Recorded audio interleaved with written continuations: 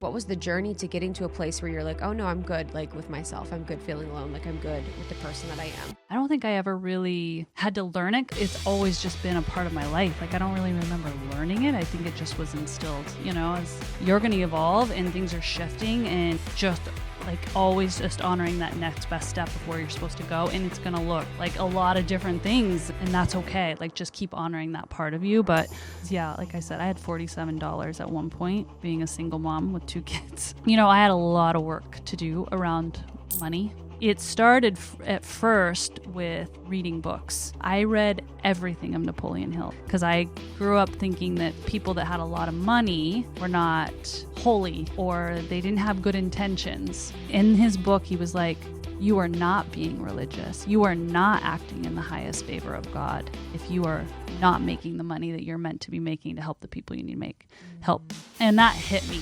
Hey, love, I love having you here with me on the Danette May Show. And today's episode, I actually filmed in the Almost 30 podcast studios. So they were actually interviewing me, and we were talking all about how do you really embrace abundance, like truly claim the abundance that is for you and cultivate really beautiful, loving, conscious relationships. Now, this was such a fun interview. You're actually going to hear them ask me questions that you've probably wanted to ask me.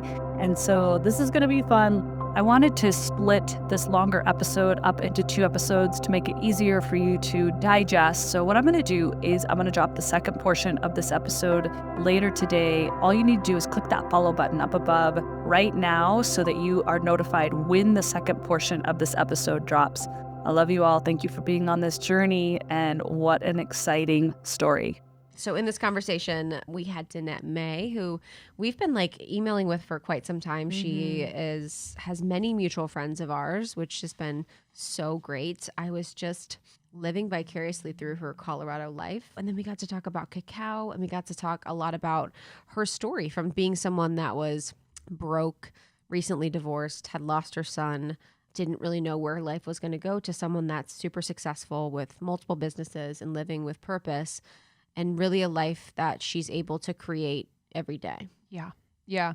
I think it's really important, it's not in every interview that we ask people to kind of like tell us their whole story. But I feel like with something like this, when our listeners are able to kind of like feel into those really dark moments of rock bottom and how she was able to, in the little moments, kind of pull herself out. So I really loved that she took time to kind of track that for us. And then I really liked what she does with her husband. She was kind of like, she was detailing that they have weekly sit downs where they express to each other what the other did really well, what they can do better, asking them how I can support you. And if I were to do 1 to 2 things to make you feel really good, what would those 2 things be? And I just thought it sounds kind of like, oh, we have an appointment every week and we ask each other these questions. But I think that when you're in a relationship and there's so much going on, you have families and businesses and all these things, like it's important to have that really structured check-in to look forward to sit down to be accountable to. And it's just really good information because you can be losing it as you're like doing all the other things on your to-do list. I think for the thinking of ways to be supported, I was talking to Dr. Sheila a little bit ago, and she was talking about potentially having a time where you offer to your partner, what is one thing that I can do for you, just being in complete service of you. Mm-hmm. And it's weird because as a woman, this is just from my experience, I have a little bit of a resistance to that. Being like, oh, in service to you, it's like almost like a weird program that's kind of running. Yeah. And so it's been actually beautiful because now that Danette's kind of brought this to the forefront too, is I'm going to try and find that. It's like the softness of service. And with our partners, we feel like we're serving them all the time in a weird way, but we're really not. Sometimes you're just like roommates, or you're cohabitating, or you're co-parenting. You're just in the process. So to pull up and be like, I love this person. How can I serve this person is really powerful. And for me, I actually I have to step back and probably think about it tonight. What would it be helpful, or how would I like to be served? How would I like my husband, Justin, to show up for me if I said, I'd love for you to serve me in this way? I mean, I think he'd ask for a back scratch. literally. But what would you ask for? Exactly. I actually don't Yeah. know. I need to think. Yeah, Danette was saying that she once a month, a 24-hour period where her husband just is in complete reverence to her. So whether doing things for her or affirming her or creating experiences for her. And I asked her, I was like, so when's his day where you do the things for him? And she said, actually, like, he gets so much out of it. Like, we don't realize that when we allow our partners, especially like the masculine, to serve us and be of service to us, that they get so much out of it. So I thought that was really beautiful. But yeah, I would have to think about it. Yeah, what about you? Too. I feel like with Sean, he is so work focused, and that's one thing I really love about him, and that is attractive to me. But also, I think that it actually, I'm realizing that a love language that is like rising in the ranks is that quality time. And I think for me, it would be like on a weekly basis where we have a really solid period of time where we are just like fully immersed in one another. But yeah, I have to think about that. But what I was going to say before is that you saying that we like serve our partners like naturally all the time, we feel that way. And like I had a realization in like just newly living with Sean where I feel like I'm serving him all the time, but it's not necessarily like in the way that he's either able to receive it or really wants to receive it. So I can make us dinner and I can like whatever, but there are, and it comes back to love languages where I'm like, oh, like what is really important to Sean? What is his love language? Have I been like nurturing that, or is it just what I'm comfortable with giving? So Yes. it's a good thing to come I back even to. remember when I was little, it's like my mom would be like, I did this thing. And as kids, we didn't really understand what was going on, but we'd be like, we didn't want that. Yes. It's kind of, and then it felt like this energy, and I don't know if people can relate, where we felt like we were having to make up for something we never wanted. Exactly. Yeah. And I think that can happen a lot energetically For sure. between the masculine and the feminine, where you're cleaning up around the house, you're doing all these things, and then you have that energy of you owe me and I'm doing so much for you. But I don't know if it's like a conscious understanding that the men know what's happening. So I think bringing conscious awareness or attention to the service that you do provide, or understanding what service they would like, is one of those things, or service in the way of a back scratch or a walk or whatever it is. And I bet it's more simple than you think. For sure. For sure. But I just loved her sharing that because I think they've been married for a while now, but to keep that in place is pretty impressive. But you can get Danette's book. It's called Embrace Abundance.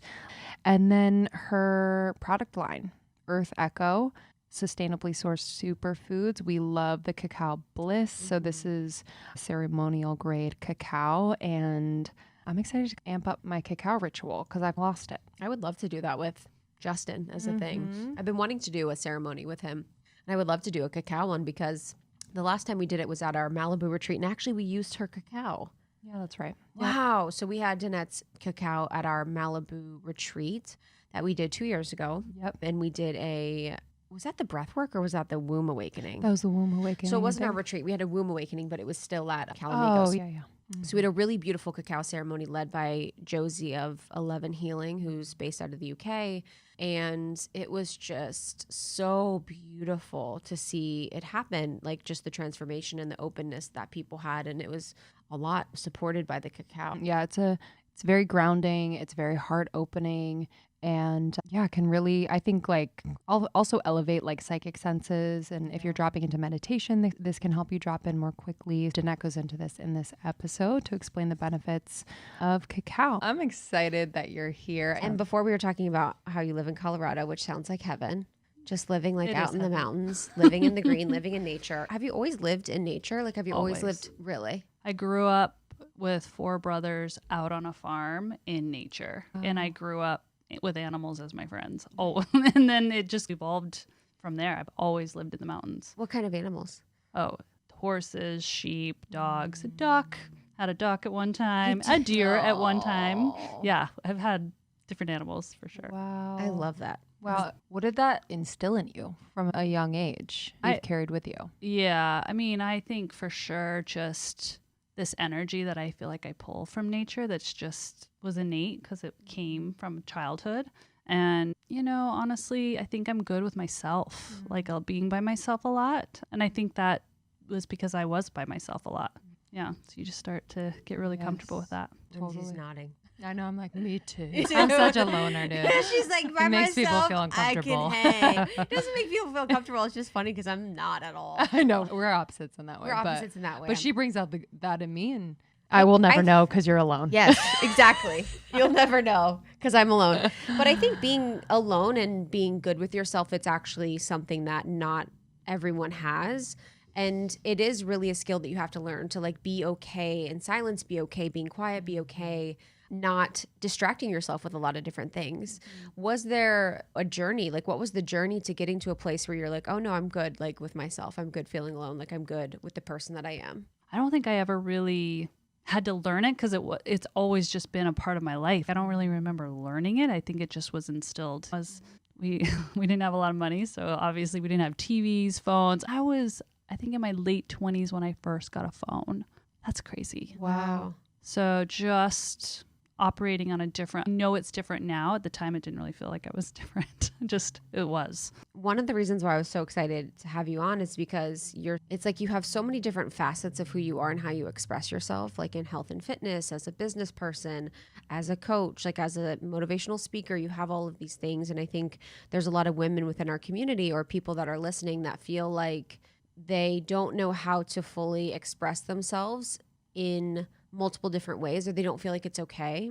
What has been your path with that? You said you grew up on a farm, so you go from growing up on a farm, not really having access to technology, to all of these things. Like, I'd love to hear more about your journey. I appreciate you celebrating that part of me because there was a part of me that wondered from a business standpoint if it was okay to be all of that I felt, because it's almost like some people tell you, be in a niche. You've got to be niched and you need to be that. So then people know how to identify and how you're showing up to serve. And I was like, but I have so much to me that I want to share and I want to explore and experience. So thank you for saying that. And that's what I would just tell anyone right here and now is you're going to evolve and things are shifting, and just like always just honoring that next best step of where you're supposed to go. And it's going to look like a lot of different things, and that's okay. Like, just keep honoring that part of you. But my journey's interesting. I'm interested in myself because I'm on it and I'm watching it. But I think as a little girl, even though I grew up with animals and not really a lot of friends and just brothers, I always knew there was something with me with women. And that might sound weird, but I remember singing to the sheep. I would go out and sing to them, but I would always feel this thing of I was singing to women. So bizarre, but it's the truth. Oh, I love that. And as I got older, when I got married really young, I had this child really young, and then I was pregnant with my second child, and that's the one that passed away. I was already engrossed down this path that did not feel in alignment with my soul at all, but I was walking this path because it was the path that was brought up within me, that you get married young, you have children young, you could be a good wife, you be a good mom, and that is your purpose. And even though that is part of my purpose, I felt so much rumblings of even more. And that's the passing of my son was really the first moment of me waking up and going, I'm going to start just being me, because I feel really crappy about my life right now. So I'm going to just start being me. And that was the start. And that's what led me through a really difficult divorce. It led me to financial ruin. And then it really catapulted me into what people would call rock bottom or whatever. And that's when I was like, I've disappointed my family. I've disappointed so many people in my life. I'm like, I'm just going to try to do what feels good for me. And that was really the start of it. And that's when I started to really listen to what other people have done that had gone through hard things. What were the steps they took? And that I really took them on as mentors and started implementing those tools. And the rest just started catapulting into these businesses, these business connections. You met Craig. That's literally, I started doing meditations, and then I started calling in business partners, and people look and go, oh, this is quite miraculous. It is miraculous. And I used a lot of energy that people don't talk about a lot, especially in my business circles. They talk about funnels and very business practical things, but I did a lot energetically to be lined up with certain people that know those things that I didn't know. So yeah, I want to circle back to that because I find that feels very unique to me, just like circumventing the typical ways in which we're going to build a business. But I do want to just touch on, yes, everything you said feels like the ultimate rock bottom. And what kept you together? I feel like there has to be something just pulling you forward, whether, it's faith or hope or like, what was that like inner understanding that like you could take another step forward or wake up the next day? Yeah, even in the passing of my son, in that moment, I literally felt angels. And I'll not tear up, but that's my truth. And I know people lose children and go through really hard times and they don't necessarily feel that. And it doesn't mean anything's wrong with them or that they're less special. I've always known there's these forces of good, even in the hard and even in the suck. And I think that force of good, I even felt energy of Napoleon Hill. I would read quotes from Napoleon Hill and I would feel like presence. And whether I made that up or not doesn't matter, because ultimately it was what drove me forward. And I do feel like there are angels and there's unseen forces, and we can call it God, whatever you want to call it. But I've always known that they're there. And yeah, I'm in the suck, but I'm not alone. And there must be a reason for it. Yeah, that's huge. I think that's what I always think about with angels and aliens and God. And so much of that, it's like, what is the harm? I think with religion, it can get funky. So that's outside of my version or relationship with God. So religion brings in the parts that can bring negative. But for me, like my relationship to God only brings beautiful things. So if God doesn't exist, then it's given me hope. It's given me purpose. It's helped me be a better person, a better citizen, like all of these things. And I think that's what's beautiful about like belief in spirituality, belief in angels, belief in all these things. It's like, it only brings like peace and it only brings calm. And there is like an undeniable force that you can feel. That's, whoa, there is something else here. There's something else going on. And my hope in life is for everyone to experience or feel something that is supernatural and mystical and fantastical, so they can believe and see that there is things on the other side and there is these like mystical, beautiful forces. When with faith and with belief in angels and belief in God, besides the passing of your son, what other situations did you feel like you felt the presence of something bigger? I feel it every day. I call upon these forces when I have a big dream in my heart now. Like, it maybe my life doesn't look like chaos, but it doesn't mean I'm still not that little girl that's, I have this like idea of what I want to bring an offering to the world. And it feels really juicy and it feels really hard. And it feels like I don't know, have all the right pieces. And I'll ask, can you guide me? Can you connect me? Can you be those missing link pieces for me? And I see that happening all the time. And I think that's the beautiful gift right now, is that knowing that we actually can access this stuff and we can ask. And a lot of times we just forget to ask. And even myself, just asking. Yeah, I actually do too. I think that's a huge lesson actually. It's just asking. Take this from me. Even when I'm having anxiety or I'm just feeling like I'll have these loop thoughts about things and I'm like, take this from me. Take it from me. Stress from me. Take this problem from me. And even problems that you have or situations in business or friendship, it's take this from me and just relieve me from whatever this is. Let the lesson integrate peacefully and help me to move on. Yeah. I feel like there have been times where it's a period of, whether it's a few days, a week or whatever, where, and this doesn't happen as often, but I don't pray or I don't call on my guides before we sit down to do an interview. And you notice like either there's more anxiety, there's more the loop thoughts, there's more, how am I going to do this? There's so much like self-questioning rather than just that simple ask to something greater. So I loved that in the book, there was a chapter on stories we tell ourselves. And I just can imagine that you've had to look at these stories throughout your life, and especially what you've gone through, and rewrite them. I would love to just talk about that idea of the stories we tell ourselves and how you've been able to rewrite them for yourself, but also just like live that new story.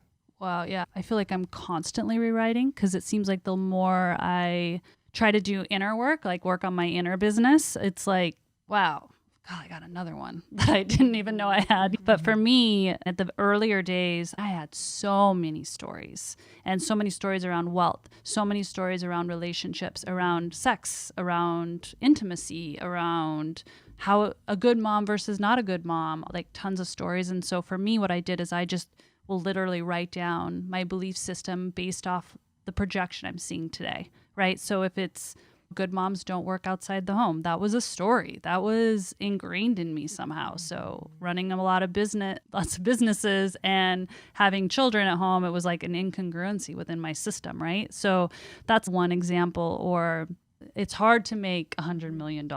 Another story, but you can go down and then you like go to the opposite. Is that true? And what would feel like a good story?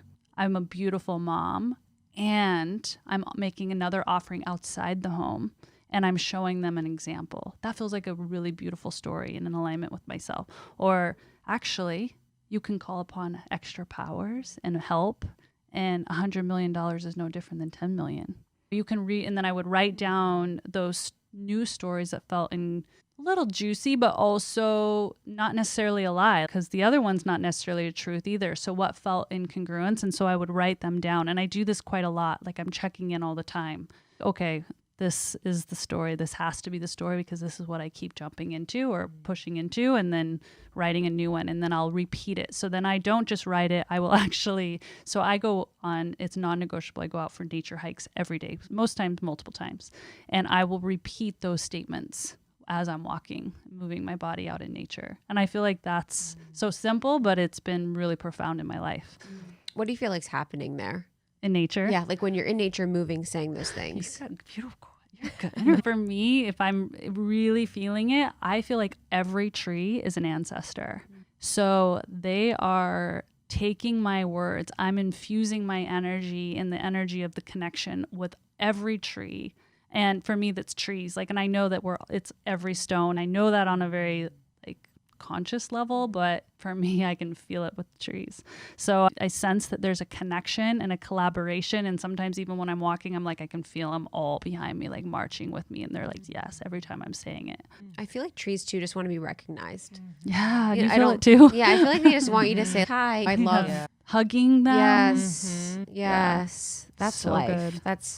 That's like such beautiful parts of life that you miss out on when you're younger, that you enjoy when you're older, is nature, like admiring nature. Like Lindsay and I went on a walk this morning and we're like looking at every plant, watching the turtles, like looking at the dew on these like blades of grass. That's nice. There's you guys so have that much friendship. Oh yeah, there's so much beauty in life outside of our phones and outside of the things that we think life is all about. And I really do think that's a beautiful meditation too, to move your body while you're saying these things. And I think there's something there where oftentimes we have the affirmations, or we'll be doing the subconscious reprogramming, and there's almost like the final layer of like the integration in the body and in the body cells that needs to happen of stuff like that. And I think that's powerful for our listeners to think about when you're doing some of that rewriting of the stories in your mind. Maybe it's movement, maybe it's dance, maybe it's swimming, whatever it is, but it might be nice to have the body involved. Yeah, the moving of the cells, the oxygen through the cells. I sense there's a correlation as well, for 100%. sure. You mentioned the money stories, and I'm just curious, and you mentioned that at one point you didn't have any money and had a family and just hit that rock bottom. How did you even begin to like rebuild that and trust that what you have to offer the world and the service that you provide, I don't mean service, but like the thing like in service to people, because I feel like you are just beautifully serving your community. Like, how did you equate that to like, okay, I can make money and provide for my family by doing this? Yeah, because like I said, I had $47 at one point, being a single mom with 2 kids, and sold all the furniture. Like Were you working? Oh, I was a trainer. Wow. Okay. So I had my clients, Yeah. but I was also supporting these kids, and I was living off ramen. I was living off like very limited stuff, borrowing Wi-Fi from the walls and the neighbors' Wi-Fi, like tinfoil for the antenna for the kids as 2 stations to watch like the big red dog, things like that. I had a lot of work to do around money, my money mindset, and abundance in general. And so it started at first with reading books. I literally went to the library, didn't buy books. I went to the library and checked out books. And I think it's going to evade me right now. There's like these books, there's a lot of them, right? You can do Waddle Wallace. I remember Napoleon Hill was a big deal for me. I don't know why, but I read everything of Napoleon Hill's. What are some of Napoleon Hill's books? I actually don't Well, know. Think and Grow Rich is the most infamous it. one. But he's got principles on success. He's got, you can go digging and he has so much. And then he'll talk about Wallace Wattles and trying to think of the title of that book, but it literally had a statement in there that was like, and this was a religion card for me and I needed it because I grew up thinking that people that had a lot of money were not holy or they didn't have good intentions. So I had to wrestle with that. And in his book, he was like, you are not being religious. You are not acting in the highest favor of God if you are not making the money that you're meant to be making to help the people you need to help. And that hit me. For some reason, it hit me. And that was like a click for me.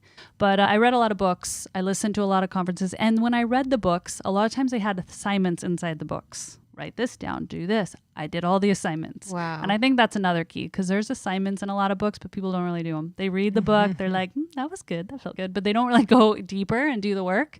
And I think that made a difference. And it was over time of really using affirmations, really writing my old beliefs and writing new beliefs and trying to feel into who am I going to be if I have a lot of money? Am I really going to change? Are these old stories true? And I think over time, that's when it starts to click. But I do know that it took the mindset before it ever was going to kick off. It wasn't like the business has grown just because of our funnels and because of our email list and because of our strategy. I know it was energy for sure too.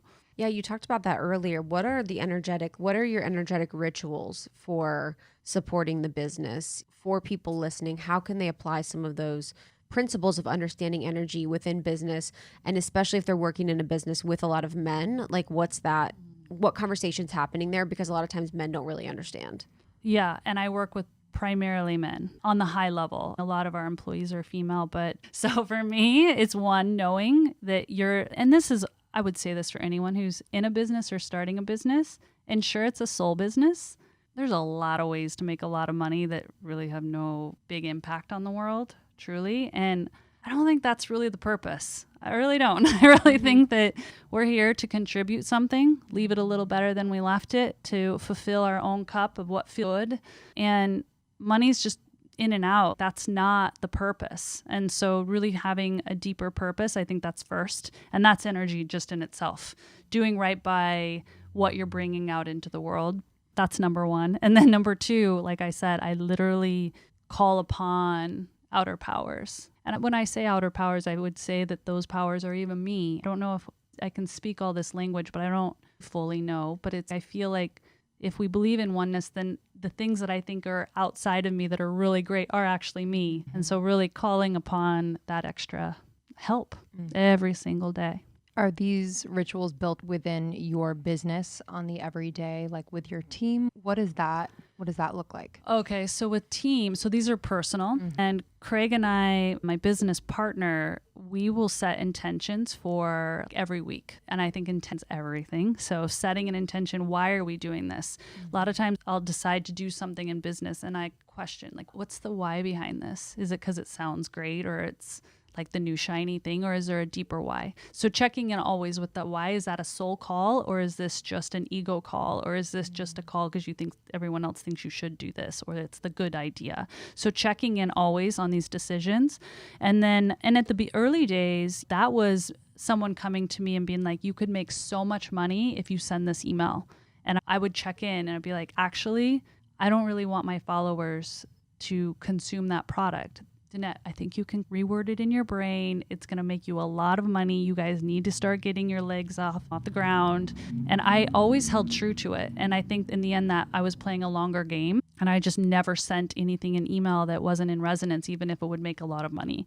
And so that's how it started. And now it's today. So with the team today, because we are all virtual, so we do a weekly meditation together because some of them, everybody's on different scales of whether they love it or not. We do it as a team. And I think regardless of whether they love it or even believe in it, they're feeling it. So they're there. And so we do that. And then we do dream mapping. Have you heard of dream mapping? It's so fun to do. We could even do it at the end of this if you want. But it's literally as if I was sitting down with you guys 6 months or a year from now, as if we were here And we were looking back from 6 months to a year now, and we're talking as if all the things happened that we're so, have you done this before? Excited about. So I'd be like, oh my gosh, Lindsay, you have this new show. I don't even know what your goals are, but I'd be like, you have this new show. It's amazing. And all these people are watching, and you're able to say all the things you want to say, and you're creating a movement all around the world and opening them up to these new ideas. I cannot believe this happened, and all the right connections happened, and you were connected. And so we bang off each other all the dreams that are in our hearts as if they happen, and we get excited and our eyes get big, and we're each sharing, and we do that as a team, and it creates, it's almost it's happened, and it creates this energy within the team and within yourself. Wow. Yeah, that feeling in the body, I think, Yeah. is so powerful to be able to almost feel the emotion that you're genuinely excited, or you are brought to tears, or you're able to just vibrate at that. With that, so I would write it down. I just want to get specific for people. So I would write it down and then give it to you, and you would be like, and you would read it to me as if it happened. Yeah, or you would say it to me. Okay. You'd be like, Danette, I can't believe this. This was just an idea 6 months ago, but this happened, this happened, this happened. Wow. Okay. Yeah, And you do could with say the it too. team. Yeah. So you guys meditate, you do dream mapping. Is there anything else that you do that's Really super cool. Tactically, we're on Slack, so we have what we Yes. call a daily scrum. So everyone gets to write 1 to 3 things that are going to get accomplished that day and or week. So everyone can see and hold each other accountable to these action plans that are going to move the needle forward. And it's not like you can be like, it didn't happen, or everyone can see. So that's a very tactical, Yes. practical thing, but we do that as well. I think that's intention too. Yeah. Having just the intention of what you're doing. And I was thinking about in a little bit earlier when you were talking about practices that you've done. And I was thinking about how just writing down and getting clear on the intention for the day helps me to just stay focused with everything. What are some practices you do as like a business owner, as a mom, you're married, you have friends? Like, how do you manage all parts of your life? And what are some of your non-negotiable self-care or just life strategies that you use? Thank you for tuning in to today's episode. By the way, I don't know if you're aware, but I am dropping another episode today as well. It is going to come later this afternoon. To get notified of when this next episode drops, go ahead and click the follow button up above wherever you're listening, whether it's on Spotify or Apple Podcasts, because here's the deal. I love giving you additional information about this topic or new topics. So go ahead and click that follow button. New episode is dropping later this afternoon.